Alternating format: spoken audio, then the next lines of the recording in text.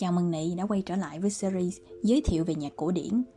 Như Nị cũng thấy đó, đầu thế kỷ 20, âm nhạc đã có những thay đổi đáng kể so với thời kỳ trước đó. Để bắt kịp với những xu hướng mới này, giáo dục do đó cũng cần phải thay đổi. Hôm nay cô sẽ giới thiệu cho Nị một nhà soạn nhạc đặc biệt. Ông vừa là nhạc sĩ, vừa là nhà lý luận với những đóng góp to lớn cho nền giáo dục âm nhạc sau này. Đó là Carl Orff. Cô nhận thấy nha, Carl Orff có hai khía cạnh con người vô cùng khác biệt nhau. Một mặt ông là một nhà giáo yêu trẻ em, nhưng đồng thời ông cũng là một nhà soạn nhạc với những khúc ca bi tráng, dữ dội. Giờ mình làm quen với khía cạnh đầu tiên trước nha, khía cạnh nhà giáo. Thì đóng góp to lớn nhất của ông cho lĩnh vực âm nhạc là phương pháp dạy nhạc có tên là Orff Schulwerk. Thì Schulwerk trong tiếng Đức nghĩa là schoolwork trong tiếng Anh đó Nị. Thì nào giờ mình học nhạc như thế nào nè? Đầu tiên vô là sẽ đọc nốt, rồi học nhạc lý, rồi bắt đầu đàn những nốt cơ bản, rồi tăng độ khó dần lên, đúng không? Nhưng Orff lại có một phương pháp giáo dục hoàn toàn khác. Ông quan niệm mỗi đứa trẻ đều có khả năng âm nhạc bẩm sinh trong người, và dạy nhạc cho trẻ quan trọng nhất là khơi gợi niềm cảm hứng và khả năng cảm thụ âm nhạc của trẻ, chứ không phải là ép đứa trẻ đàn một bản nhạc mà nó không cảm thấy hay. Quá trình học nhạc như vậy sẽ trải qua 4 giai đoạn. Một là imitation.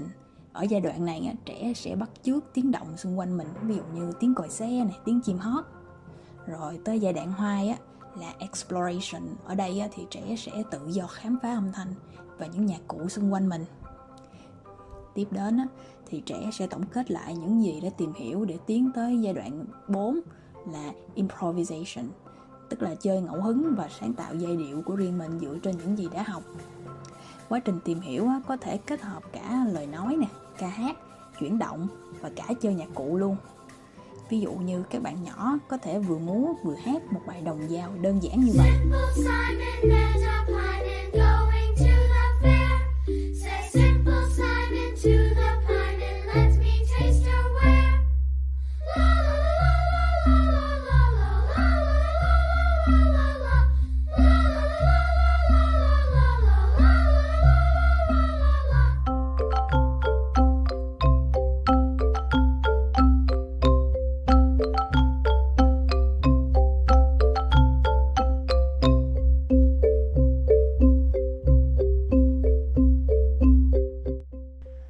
Trẻ có thể sử dụng bộ gõ cơ thể như vỗ tay hoặc những nhạc cụ cầm tay đơn giản như là bộ gõ nè, chuông, trống, lục lạc v.v.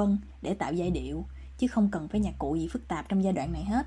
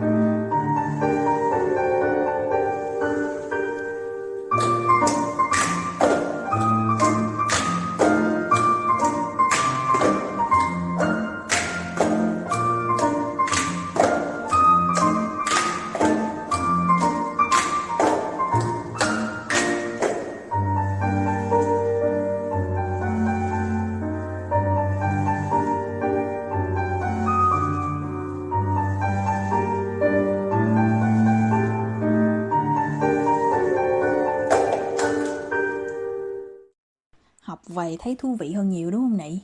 Cô nghĩ phương pháp này hoàn toàn có thể ứng dụng vào việc giảng dạy âm nhạc cho những bạn nhỏ tại Việt Nam, vì nước mình cũng có một kho tàng những bài đồng dao và thơ ca rất phong phú. Rồi, vậy là mình đã biết về khía cạnh đầu tiên của Carl Orff.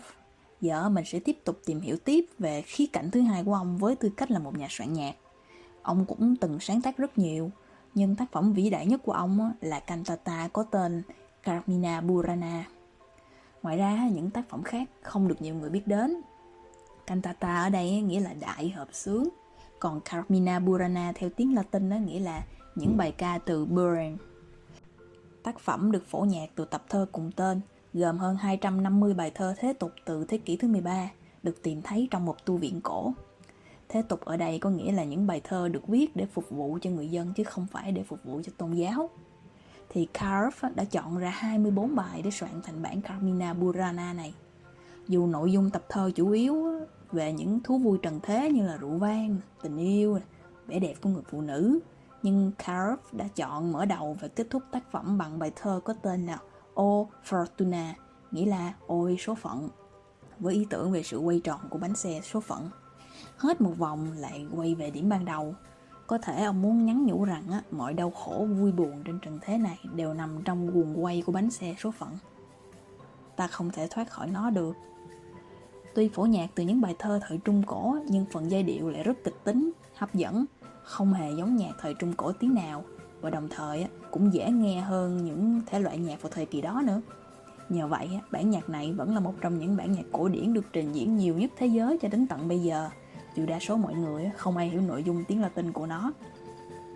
Giờ để kết thúc, mình sẽ nghe thử 2 chương đầu của bản nhạc này nha. Sẽ có phụ đề tiếng Việt kèm theo phần lời bằng tiếng Latin để nị hiểu đại ý. Nếu so sánh bản này với những bản nhạc dành cho trẻ em thì có thể nói Karp là một con người với 2 thái cực hoàn toàn đối lập. Nhưng mà cô nghĩ, biết đâu, giữa cái nguyên sơ của trẻ em và sự ngô nghê của con người trước số phận, thật ra lại có sự đồng nhất. Giờ mình bắt đầu nghe nha. Mong nị thành người đàng hoàng. Bye nị.